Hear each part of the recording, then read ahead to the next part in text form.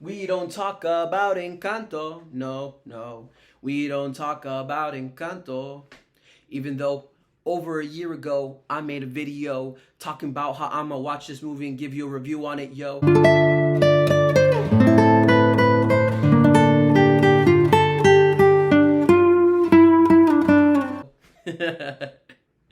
Welcome back to another handsome review with your handsome host. I'm Jamiel Surita. Thanks for watching, guys. Today we're going to review Encanto in two parts. I want to do it in English for the first part, and in the description below I will write a note of where you can watch the rest of the video in Spanish, up to like what time. And now I will also mention the fact that recently I actually made a video, like when I say recently, I mean over a year ago, December 13, 2020, I made a review talking about a show called La Reina y el Conquistador. La Reina de Indias y el Conquistador.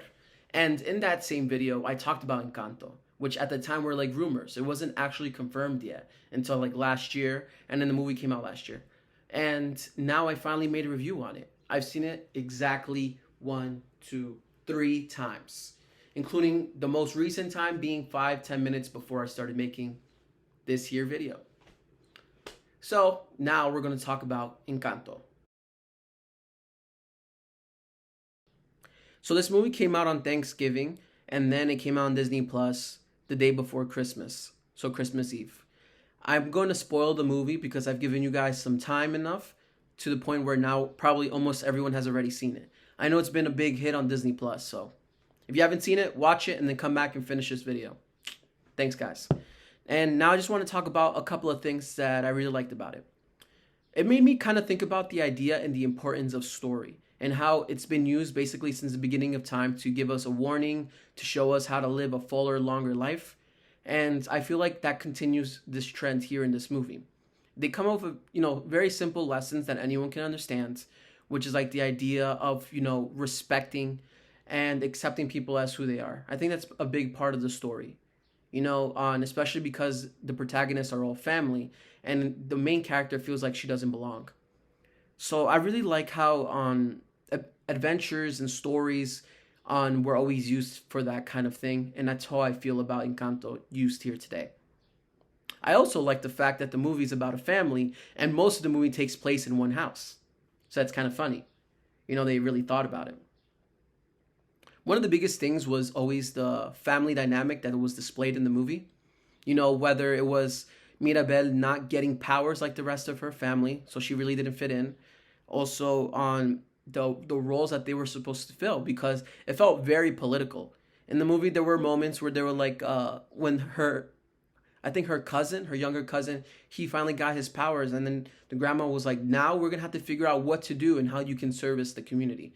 I mean, in a certain way, of course it is important to help others. I really do agree about that. But it's kind of looked very political because they were like, okay, he got his powers. Now on how can we use you? That's what it felt very much like with the grandma. She felt very much like the president, and she was telling everybody what to do since she was the one who originally gave them the powers, basically, right? The family dynamics were definitely on display. The sisters that were fighting, one who didn't feel like she was pretty enough, just like her other sister, or strong enough like her other sister. You also had the issues with the grandma who was the head, and the granddaughter who didn't have any use, basically. So that was a big part of it. And then how they were always talking about the family. I was like, damn, this feels very much like an Italian mafia movie. But as a Latin American, I also know that family is definitely a big part of our lives as well. So I relate. I also then liked on the Latin exposure because this was a story about Colombia. Well, not necessarily Colombia, but it took place in Colombia with a Colombian family representing Latin Americans as a whole. Because there's a lot of countries who speak Spanish. You got South America, Central America, the Caribbean, and there's even a country in Africa where they speak Spanish as well. So, a lot of people speak Spanish, but just because we speak the same language doesn't mean that we're all the same. And I think to a certain degree, they did kind of highlight that by having these characters be like a little different from each other, even though they come from the same family. Because definitely in a big way, we do have a lot of similarities being Latin Americans compared to the European on Latin, which is Spain, which is also where our language comes from. So let me see. So that was the main parts that I really liked about it. You know, it was just the family dynamics, how the characters reacted to one another, the whole movie taking place in one house because it was about a family.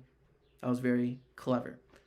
Also, on I think that it was just a big part of it was always that I found interesting was just the fact that we were finally getting some representation. You know, we have a lot of different cultures within each country as well. There's a lot of different dialects and ways to speak Spanish in like one country alone, especially Colombia. And I think that's part of why they chose that on country because they know that it's very rich in diversity and culture and a lot of different things like that. So it was kind of perfect to kind of be a representation of the Latin American experience, the Latin American families, and who we are as people. For example, you know, at this point, you guys should already know I'm half Ecuadorian and half Colombian, born and raised in New York.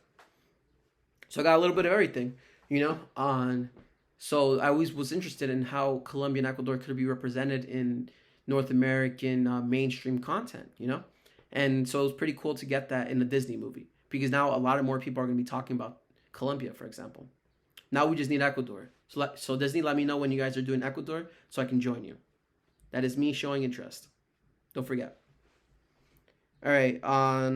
So that was the main things. I hope you guys liked the video. You know, it's a little on the slower side, I will say, but it's mostly because of the fact that most of my passion goes in Spanish. So if you want, you can definitely stay and continue to listen to the Spanish version, which will begin in the next 10 to 15 seconds.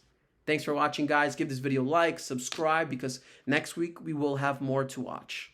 Thanks again, guys. Bienvenidos. Ahora sí vamos a hablar de la película Encanto, porque a mí me encantó. No, en serio. Me gustó mucho la película. Era muy chévere poder ver una historia de Colombia que no está hablando de drogas o prostitutas o tutas y esas cosas que siempre son cosas que muestran en las películas y historias de nosotros los latinos americanos. Porque obviamente nosotros sabemos que las culturas de Latinoamérica, no solo Colombia, sino toda Latinoamérica, a veces hablan de las mujeres, de porque son de esta manera o lo otro, y de los hombres que venden drogas, que son de gente muy bajo, esas cosas, pero la película Encanto era muy diferente. Yo creo que porque en parte era por Disney y ellos saben que para ganar mucho dinero tienen que hacer una historia para todos. Entonces era muy chévere poder ver algo, una historia de Colombia diferente, donde la protagonista parecía un personaje de Disney más que no solamente colombiana. Yo digo esto en parte porque cuando uno hace una historia así, significa que más gente van a estar interesados y van a ver y van a exponer a todo el mundo, todo el planeta, una historia diferente de nuestra gente. También era muy chévere porque no solo representa a Colombia, sino toda Latinoamérica. En la manera de que también hay actores de diferentes regiones, de países de Latinoamérica, no solo los colombianos, en la película. Y eso yo creo que lo hicieron en propósito para representar como nosotros todos los latinoamericanos somos como una familia grande, con sazón y hablando en español. Entonces eso era muy importante. Me gustó mucho la historia y yo estaba muy interesado desde el año 2020, donde yo hice un video hablando sobre lo que yo pensaba podían hacer con la historia de Encanto y que yo esperaba encantar esa película. Básicamente, la cosa más grande que me gustó era porque habló mucho de familia. Yo creo que en un parte grande, como latinoamericanos, todos pensamos en esa manera de que la familia es algo muy importante para nosotros. Entonces, para tener ese tipo de representación, era como chévere para ver. El otro cosa era que hablaron sobre el dinámico que uno tiene con la familia, que a veces eso puede ser una cosa que crea errores, que crea enemigos entre la familia, peleas entre gente, se sabe, los abuelos y los nietos o los hijos, y se sabe que todas sus cosas son muy complicados. Pero más se complica cuando uno espera ciertas cosas de las personas. Y eso pasa en todo, no solo familia, sino en la ciudad, en la vida, y eso crea más problemas que ayuda. Entonces era muy bonito y chévere poder ver algo así en la película para mostrar algo que también no solamente es para los latinoamericanos, sino algo más universal para todos los países, porque todos sentimos a veces como que no somos parte de la familia o que no somos parte de la ciudad o de la escuela o esas cosas que somos muy raros, ¿verdad? Porque si no, porque hacen historias así tantas veces. Entonces, La única manera de explicarlo es que es algo que funciona, porque el gente que hace películas van a hacer películas que hace dinero. Y si no hace dinero, significa que a nadie le gustó o no está muy interesado en eso. Entonces era muy chévere poder ver una película de Disney con muchos actores colombianos que yo reconozco por Caracol. Por ejemplo, una actriz que se llama Carolina Gaitán. Hay otras más, la abuela y también la que hace la mamá de la protagonista. Ella también es reconocida por otras novelas. Una de Narcos, Pablo Escobar, El Patrón del Mal. Y la otra, ella ha hecho varios diferentes novelas. Pero siempre le hicieron el papel de abuela y acá de nuevo hace el papel de abuela otra vez. Muchas gracias por seguir conmigo. Yo sé que estos días no estoy haciendo muchos videos en español y eso, pero es porque ahorita estoy enfocando más en las películas y programas en inglés. Pero a vez en cuando sí voy a regresar a mi forma original donde yo hablaba películas en inglés y en español, en los dos idiomas, porque se sabe, para mí el español es algo muy cercano a mi corazón, haciendo latinoamericano, es algo que siento muy orgulloso de hacer y voy a seguir tratando de hacer videos donde yo muestro mi cultura, nuestra cultura. Muchas gracias por seguir conmigo. No olvides dar este video un me gusta y si no estás suscrito a mi canal, por favor lo hagas ahora. Estamos peleando y luchando por una meta y esa meta es a llegar a 1 millón de seguidores en YouTube. Entonces, si usted no me está siguiendo, por favor me haga el favor, sígueme y pronto nos vemos otra vez. Muchas gracias por todo. Ten un buen día.